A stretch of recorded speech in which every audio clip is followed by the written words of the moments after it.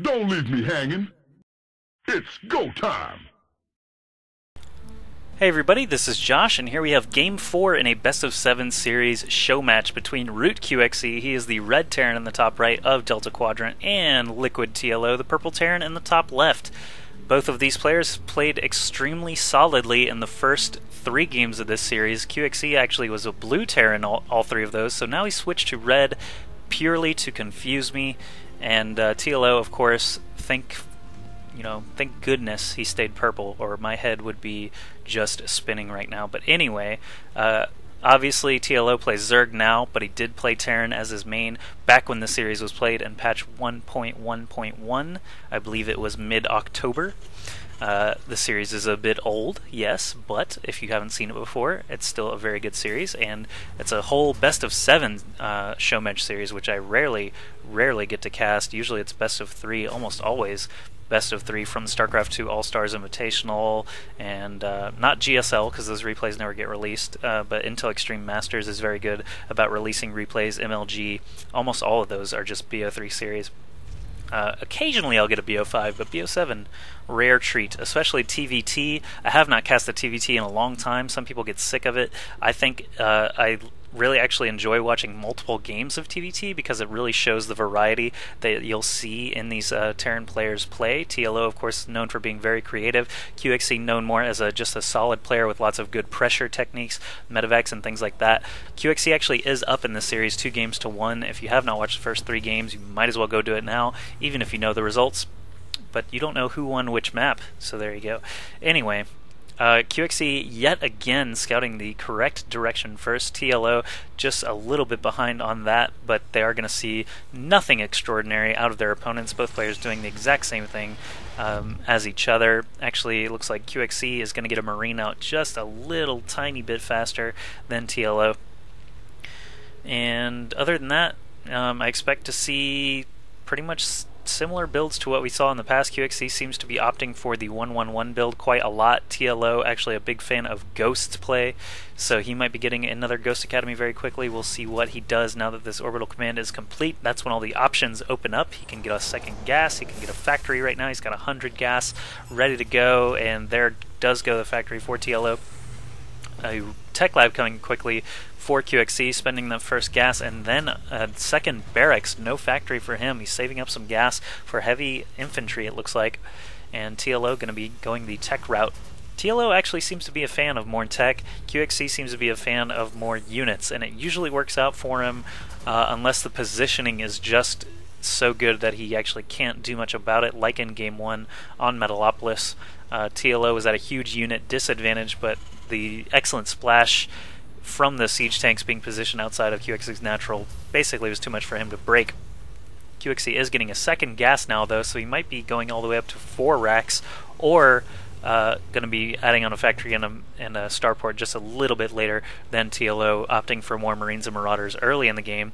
Might even be able to do some nice drops here. This is a great map for drop tactics since the travel distance is actually really short for medevacs, and you can drop right into their back door, so TLO basically has to watch 2 ramps at once while playing against QXE. He's actually sending 4 Marines relatively early into this game at around the 5-minute mark. Kind of surprising. He's also building a starport here in the back. I just showed you, but I didn't mention it. QXE adding on a factory now, so spacing out his units here so that when these units do poke up the ramp, they'll be spread out against this Hellion, and he'll be able to pick off a single Marine at a time from all angles. Very nice. QXE actually does lose a Marine, but so does TLO, so he's going to head home. The Hellion took some damage too, but did not die, so good job by him to protect that investment. Now an SCV is going to repair that up. QXE is building a bunker. He sees that TLO is being a little feisty this game, being a little bit more aggressive than he has been in those previous matches. And he's catching up now on his starport tech there, adding a reactor onto this factory. I have to believe the starport's going to end up on that reactor, but Hellions are pretty effective. We've seen in this series so far some good Hellion play. Drops are very nice with Hellions anyway. You can drop Hellions pretty much at any point in the game and try to do some damage to those mineral lines. QXE was pretty successful with that, as was TLO in another game. So Medevacs and Hellions, great combo. Now the starport is going to lift and go onto that reactor. Not surprising, not very surprising. I mean, like I said, that Hellion was an option, but now the tech lab is being added on. QXC seems to like building a couple of Hellions for sort of map vision, and then switching into siege tanks. And of course, siege tanks are extremely powerful units in this matchup. As we've seen in the past, a lot of Terran versus Terran games do just devolve into Viking and tank battles. Both of these players are quite a bit better than your average ladder Terran, though, so I would like to see what they're able to do. This line of Hellions guards the front while a Banshee tries to sneak in the side. He picked kind of an odd spot there.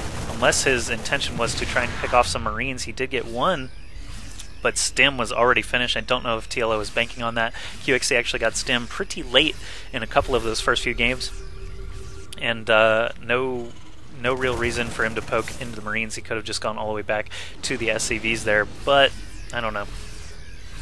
Maybe if he thought there was no Stim, he could pick off 2 or more Marines and make that Banshee worth it. But as it stands, only 1 Marine was killed, and the Banshee was totally lost. But now, Banshee number 2 is coming across the map, trying to actually go into the mineral line this time. QXC walks right past it with that medevac, but he did not select the medevac during that exchange, so he's probably not even going to see it. The Banshee's going to move in. The drop is moving in. It's an octo drop, as Gunrun likes to call it. Homage to glhf.tv. But anyway, now the drop is here, but all the Hellions knew it was coming. They're prepared, ready to go. TLO's cloaked this time. Not going to make that mistake again and lose that Banshee to just a couple of Marines. There is enough energy for a scan here, but there's not enough anti-air to actually use it yet. All these SCVs being pulled off the line. The Banshee only has 1 kill right now, so QXC actually doing a pretty good job defending against that drop, not losing more than he needs to, and actually has a Viking chasing that thing around too in case he does feel like using that scan. Banshee is out of energy now, but Banshee number 3 has arrived and he is cloaked and ready to go. The scan is probably going to drop here. Ooh, I don't know. He actually doesn't need to use it yet. He should save this energy. He's actually over 100 now, so he could safely call down a mule if he wanted to. And now an engineering base coming, so turrets will be the future defense against all these cloaked Banshees. Look at all these Hellions. Holy moly. Does he have pre-igniter upgrades? Sorry, I don't know that already. Yes, no, he does not. So just lots of Hellions ready to take on these many Marines of QXE. He's already got combat shields though, which is very nice for him, as well as stim pack, though. You might not want to stim into a big wall of Hellions, as your Marines will die pretty quickly. It's just a matter of if he thinks he has the edge or not. If he can stim and kill off those Hellions before they get too many shots off, he'll have a very nice victory, but if the positioning is different, the Hellions could actually wipe them all out. Now we see the Vikings moving across for QXC. Not sure what he's going to do with this.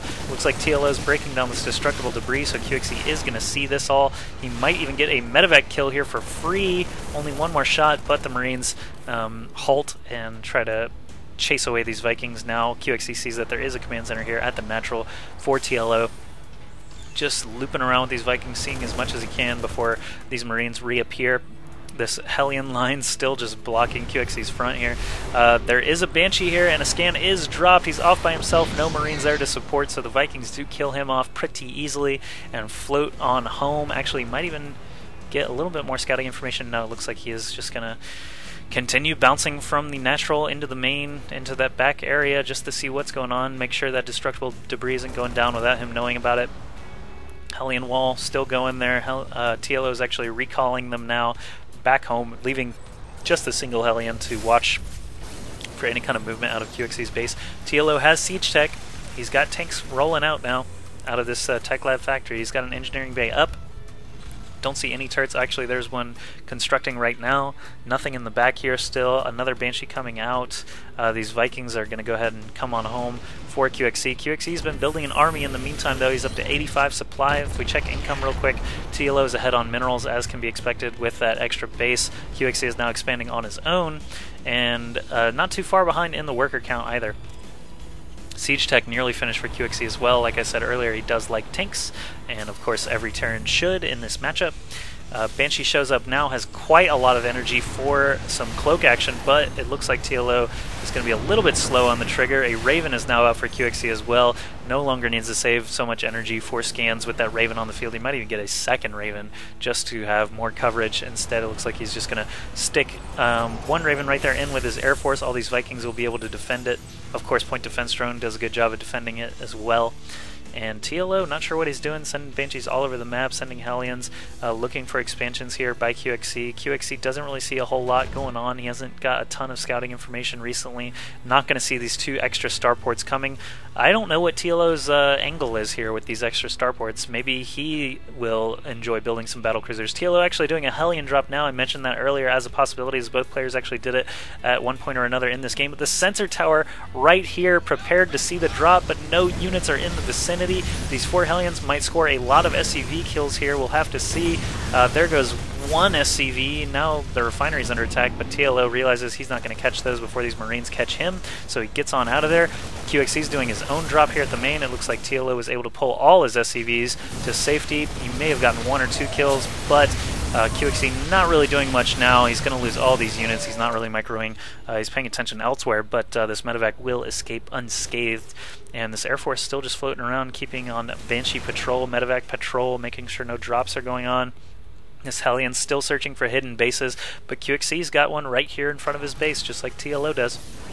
And if we check the worker count now, TLO's still ahead by 9, so maybe QXC really didn't kill hardly any workers with his little drop, but now he's moving across the map with 116 food army against 110 food army for TLO, and he's going to siege up, drops a nice point defense drone there. The siege tanks obviously can hit up here on this turret to protect his air army, and not much else going on. TLO looks like he's not going to choose to respond to this threat really, just has his SCVs bounce around to mine elsewhere while these tanks blast apart this refinery. So a mini contain, sort of a pseudo contain, as TLO can actually get out. Still, he can move around the side of the map. The orbital command not lifting off, as these Vikings would just get free shots on them. Not repairing right now either, so I'm not sure what TLO is going to do, if he's just going to sack this or not. Hellion's moving now into the mineral line of QXE. He's probably just going to pull everything. No need to really mess with that. He doesn't have any fighting units in the area. Now the Marines and Marauders come in to surround these Hellions. A couple of SCVs do go down, but nothing too major. A medevac is going to drop a tank into the base of TLO and try and kill off that tech lob very quickly. That's interesting targeting. I always like to see what these really good players choose to target with their units. Lots of repairs coming down now by these SCVs. Of course, they are going to get shelled by the tanks of QXE. QXE actually lost some tanks here as TLO advanced and scanned